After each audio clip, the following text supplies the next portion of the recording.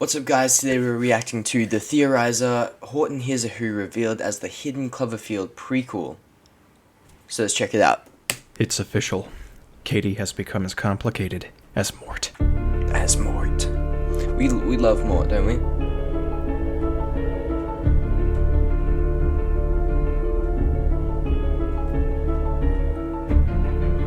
The Theorizer. Hello, I'm the Theorizer, and what do I mean? Well, if you've seen my theories regarding Mort from Madagascar, then you know exactly what I mean. There's hours upon hours of analysis, and I have a sneaking suspicion that after this video you'll agree that Katie is headed Things I used to be like this, like I used to in a similar direction. Used to have all these theories about these Pixar, Disney, all these movies. I still do sometimes, but this guy he's on a whole nother level. If you haven't seen parts 1 and 2 of this, I'll link them above now. Part 1 is 10 minutes long. What? There's part 1 and part 2? He didn't link them below. Wow. Oh no, here. Oh no, that's Pointless Hub. That's the Theorizer. He didn't put them below. It's all good. Long and introduces you to an insane theory that I figured out when watching Horton Hears a Who on the matter of the side character, Katie. Part 2 is also 10 minutes, and, well, let's just say it 100% confirms my insane theory as fact and truth. Or you're not insanity. joking. It was one of the most shocking things to happen in the history of my channel, actually, and today things are going to go off the rails harder than you can possibly imagine. Oh, so, I believe it. Did I go out and buy the Blu-ray disc? No. I had reason to believe that the film's iTunes copy would provide everything, but it omitted the Katie interview and film commentary.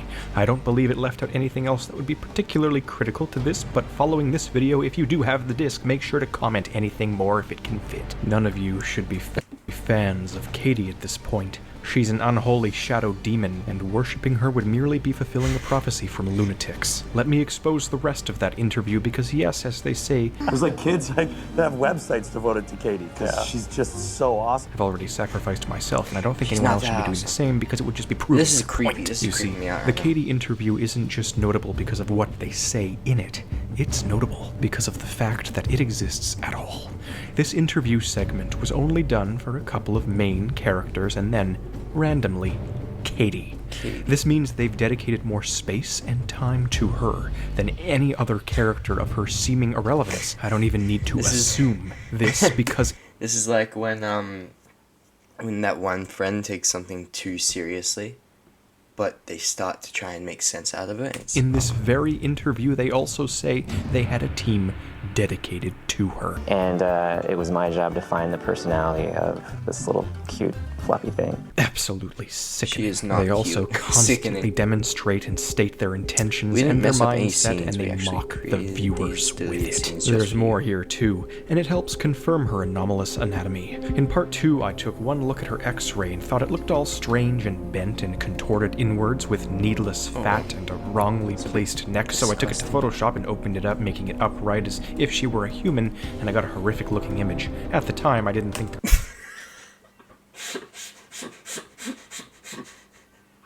What do you mean? Why is her head like flipped? What is this? Theorizer, what are you doing? creators would go so far as to truly accurately mimic yak skeletons, but they did because they are obviously very detail obsessed and serious about Katie. And this is in fact generally quite similar to how yaks and related animals function inside, although still not quite. This unfolding is thus not as important as before, but don't dismiss it quite yet. Aside from this, it's also extremely obvious that she's not a yak, regardless of course, because the creators have said as much, and look at her weird face as she runs in circles and her eyes are on the front of her face like a predator, although I suppose all the animals here are like that. In that case, how about I introduce you to the most shocking piece of omitted evidence, which is her fifth leg? Not only that, but she seems to be able to literally generate new ones at will. What the hell? Even she looks confused, which aligns with how the creators also fleetingly mention that Katie thinks she's a demon. I mean, she also literally is, as we know full well at this point, and let's just get Mort and Katie to get married already. Let's get Stewie Griffin to do all the of ceremony. This comes together and implies is that Katie is truly monstrous, but perhaps not as evil or knowledgeable or aware as we previously anticipated. Was that thing she said about the because butterfly? She is, Or like, what did she after say? all, a child. Yes. butterfly. She's not particularly malicious, Great, just Katie. strange. She's a mindless predator baby who governs a universe. How does this pan out? She does her governance on autopilot and hangs around with the other kids. How can this work? Well, the only way all of this could come together Too is early if, for this. It's dear God, 11:30. there's more of them.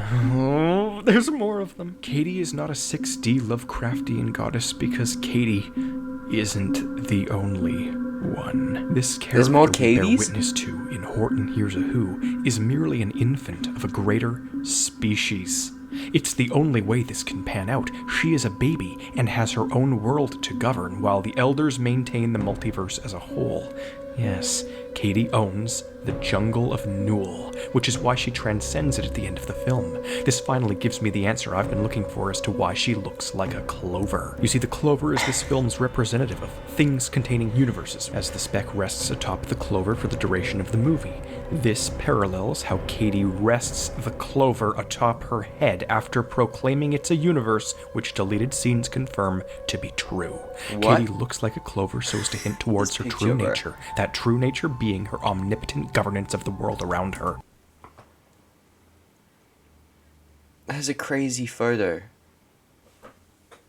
Screenshotting that. This all means her imagined creation of the pony butterfly world is a What is this? What is this? What's the red eyes for?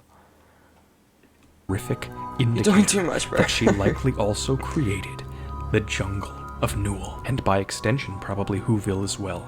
This, again, is why she leaves the world right as Whoville is saved, and back when the speck first appears, she's the only other one to really stare at it. The film is all about clovers, despite it actually being about the speck, because the clovers mean something, because these are not clovers. They closest resemble red clovers, but they really don't, and the colors vary dramatically because these are not clovers.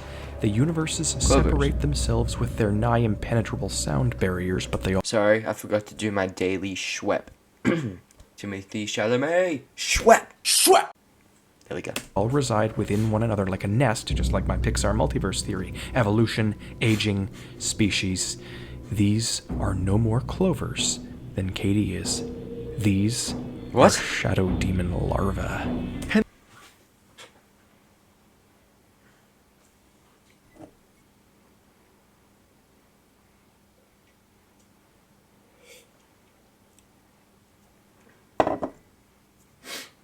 And this brings me to the field of clovers. You should be unimaginably terrified right now. I'm so terrified. For right now. ages, I've been hinting in these theories that this That field is means something, terrifyingly because creepy. why is it What is there? that? Why are there millions, billions of clovers just extending out into the sunset? This world is essentially an island of jungle amidst an ocean of clovers, and it's because these are not clovers. This island is a temporary home for those shadow demons in the fields that grow. This is a sea of 1 billion Katies, and thus is a sea of 1 trillion universes, potential and present. Horton kept dismissing them because their sound barriers were still intact, and out of context, this is a much bigger oh no than he can possibly imagine. Whether Oh, these no. are Katie's spawns or Katie's siblings, I do not know. All I can say for certain What do is you that mean the jungle of siblings? Newell is Katie's fiction, and Whoville probably is too. None of this sounds like a kid's film, and therein lies the kicker. The only reason this cosmic horror is a film for children is because it's Katie's fiction, and Katie is This is a insane. child. He's insane. She's You're manifesting insane. her own entertainment. She's not going around moaning and groaning. That's only what it sounds like because she's a baby. That is a... This is all relatively You serious? terrifying, but the true horror is that if Katie is in fact just an infant, then can you possibly imagine what a fully formed Katie would look like, or what an R-rated Horton Hears a Who would be like? We'd I have wanna these see extended that, an shadow R-rated demons roaming Horton Hears around a a Who. horror film. The deleted scene is a fair indicator as well. So are you ready for an even more colossal mindfuck? The kangaroo, whose name is Jane, is suspicious as Jane. well. Suspicious as hell. Remember that theory I made on Horton Hears a Jane Who way right? back in 2016? It was on the matter of Whoville's council, who I determined actually knew about the true nature of their reality the entire time. It was a solid theory and makes They didn't know complete anything, sense in the right? context of everything, and this council is direct parallel to Jane, who causes turmoil up above. She behaves very similarly to the council and is meant to be the antagonistic force in the parallel plot. The villains all exhibit the same aggressive reluctance, and the council's motivation is well known thanks to my video, but Jane's would need to mirror that, which would imply that she too somehow knows the nature of her world, that she's on a spec as well. This is why she is in charge. Her goal was to keep this under wraps until it became impossible to do so any longer, at which point she instantly changed her tune. Are you getting it? This is No. why she hates clovers. Jane is a crusader against clovers, imagination, and most importantly, manifestation. I'm not sure what happened to her or how, but midway through the film, get a load of this. She kicks shadow demons like a damn football. Not good enough? Well, it's true. But- this is the woman who pondered sacrifice. Maybe I missed something, but isn't the thing the movie is about on the is the spec, not the clover? It's the spec. So obviously maybe she's not a fan of the clovers, but like, isn't it about the spec? Her child to a vulture makes so he sense. would That probably destroy a changes. clover. Makes sense. This clover, she claimed, needed to be destroyed so they could preserve the minds of the children. Logic. You have it. You care about the mind of your child so much that you're almost willing to kill him. Bitch. Fortunately, this makes complete and utter sense under my theory, because the honest truth is that she isn't doing this for the sake of the children. She's doing this to save her world from these things. These One is already out, things. and that one But- is Katie.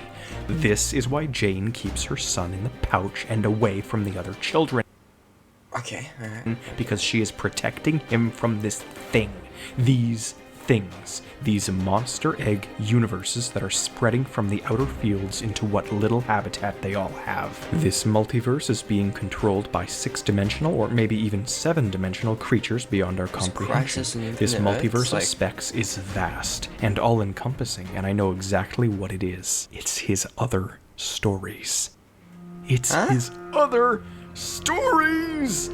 The Dr. Seuss multiverse, essentially. How can I know this? Horton's Whoville takes place on a speck, and the Grinch's Whoville takes place on a snowflake. You have got to be. Now we need a raindrop, an ash, a piece of sand, a grain of sand. What do we need next? Some pollen. What else is there? Dust. Oh, dude, cinematic universe. Be kidding me. No, in fact, all of the Seuss stories are on their own spec, simply put, hence their general isolations and non-earthliness. I started reading into some of these other stories, and then suddenly realized what the ending of this film truly means. For over a decade, the creators have was continuously scary. taunted That the creeped me hypothetical out. conspiracy theorist to stumble upon this, and it has ended up being me. There's another Horton Hears a Who book, a prequel. This book is famous for its quote, "I meant what I said and I said what I meant, and Elephant's faithful 100%. It should sound familiar because it was used in this movie too. Okay. But that's a part of the same continuity, so how about other comparisons, like the fact that there are numerous versions of Whoville throughout all the stories, the Grinch being on a snowflake, of course, and the fact that I'm damn certain that Oh, the Places You'll Go was adapted as Katie's parents talking to her about moving mountains, because, yes, what I'm saying is that Horton Hears a Who is not just adapting Horton Hears a Who. It is adapting the entire Seuss canon at once. This is a Seuss multiverse film. There's proof for this too, but perhaps it needs its own video. like Secret Speaking Wars? of moving mountains, I swear the mountain Or they plan to Crisis put the on spec Infinite on is Earths? actually some sort of mobile beast, and that's its mouth. Maybe a stretch, but even then it's reminiscent of Mount Crumpet from The Grinch, and putting a spec universe in the mouth of a multiversal beast would align the stories like a meta-constellation of batshit genius. I should also mention these weirdly coincidental ties to completely different companies that I've been perplexed by for months. In the Pixar film Monsters, Years. you may You mean remember me years. recently discussing how an almost identical depiction of Katie is literally on the wall in Boo. You're telling me that that is identical? Alright. Boo's bedroom, and I deemed Boo's bedroom to be at the center of a multiversal convergence, freaking me the hell out. If you've seen the video, then you know why. Because simply Oh, does put, it I have say concluded Katie? merely this. If Disney is the BNL of our layer, then the Fox acquisition unintentionally canonizes all of this by proxy. I'll get into that in my next Pixar theory, though. It's crazy stuff. I've kind of just rushed through the Seuss multiverse and the Pixar coincidence, though, because something of devastating magnitude is devouring my mind. Okay. I was shocked and panicked by my revelations of the CLOVERFIELD, and then I lost it. I actually short-circuited and started rocking back and forth in the corner, muttering, "Hello, I'm the Theorizer," to myself, because something clicked. Something that shouldn't be able to. Something that isn't supposed to. Something that upends half of Hollywood and extends into the real world. Don't worry, it's still a matter of fictional theories, but the sheer degree of this crossover might result in you experiencing physical symptoms of terror that I can only provide a thin disclaimer for. I've gotten comments since the start of this whole theory, a few comments from a few people, presumably joking about how the Katie theory is getting so elaborate that it could infiltrate other movies. I have news. For So all is she thought now it like was worse funny than Mort, to or is compare Mort this still like the film one on top? to Cloverfield. For those who don't know, Cloverfield is a series of J.J. Abrams films, each one completely different from the last, aside from the same events, that being Godzilla-esque monsters rising from the ocean and aliens invading with a connection to it. It's very confusing and is held together by a massive online mystery that people have been solving for ages, and that tells the true story Should of I what's watch going on. Cloverfield? The first film is a found-footage monster flick as the beast attacks New York. The second film takes place in a bunker, and it turns out aliens have invaded. The third film deals with the multiverse, and once again involves aliens and monsters and such. I haven't actually seen these, but certainly will, and I know enough for these. I haven't actually seen them, but I'm pretty sure I'm right. Purposes, because you all have absolutely no idea how horrific this revelation is. You see, I looked up one full image of the Cloverfield monster, and holy... Why does it look like that?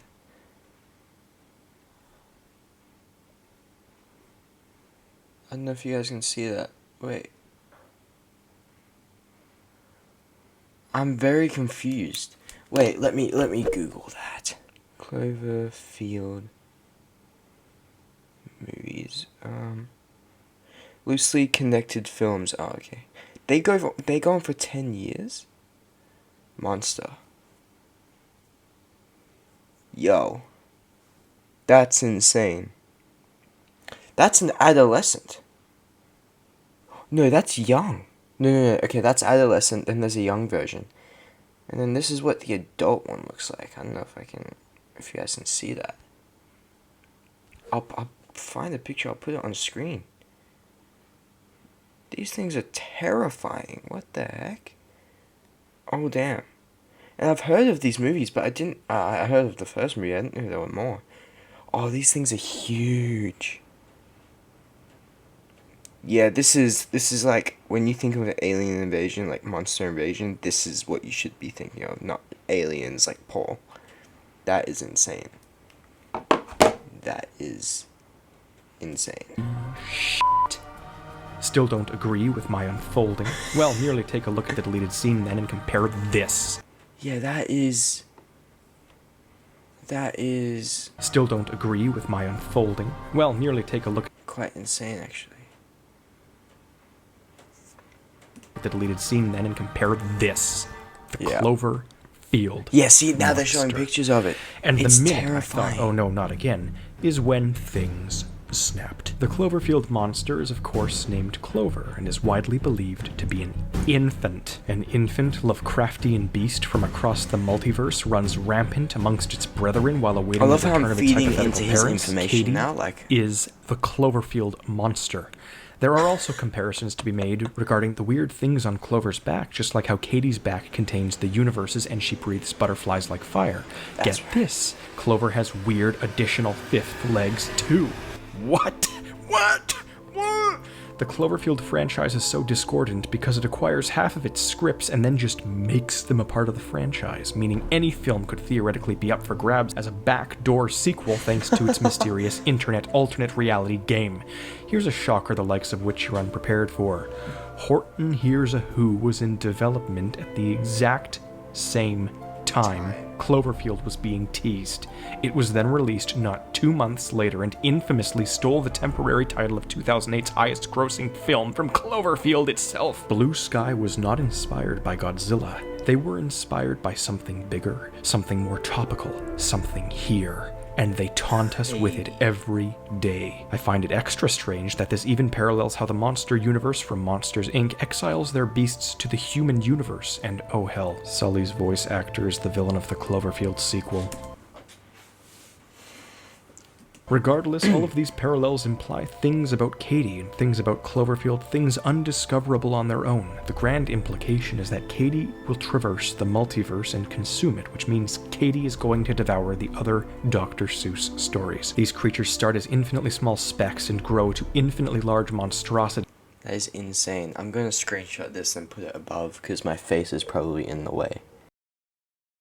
And damn it if my Booba/Event Horizon shared universe theory didn't spiritually come to pass right here. Either way, things can't truly connect beyond mere inspiration.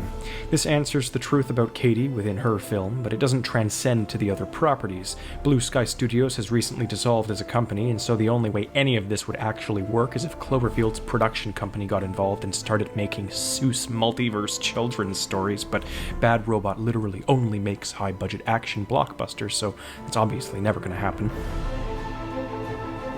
It's all true. It's all real. What? No, no, no, no,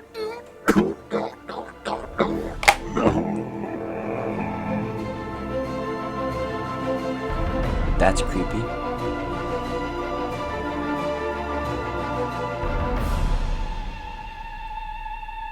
That's it? No, keep going. Don't. Is there a part 4? Because he said this is part 3. There's parts 1 and part 2. What? Okay, next we go watch Pointless Hub. I love him. Wait. What's he got? Kaijus. Everyone likes kaijus. Okay, that's for a different video. What the heck? That is insane. That was very informative. What? I'm a little bit confused. Well, I didn't even finish writing it. Watch Cloverfield. And then watch more theories on that, because that's pretty interesting. But, like, what did I learn? I learned Cloverfield is sequels/prequels/something to do with Horton Hears a Who. Horton Hears a Who is another one of the Madagascar, DreamWorks, Pixar in the universe of those theory, conspiracy stuff. Katie might be more of a demon than Mort, and kids shows are no longer kids shows. Well, crap. That's insane. Well, thank you all for watching. I'm Boz, aka 38 Comics. Go subscribe to this channel, my channel, the podcast channel, all the other channels, link in bio, and also on the page if you scroll down. Thank you all for watching. Please like, subscribe. If not, that's all good. Share it around. Thank you, and peace. Bubba bingo!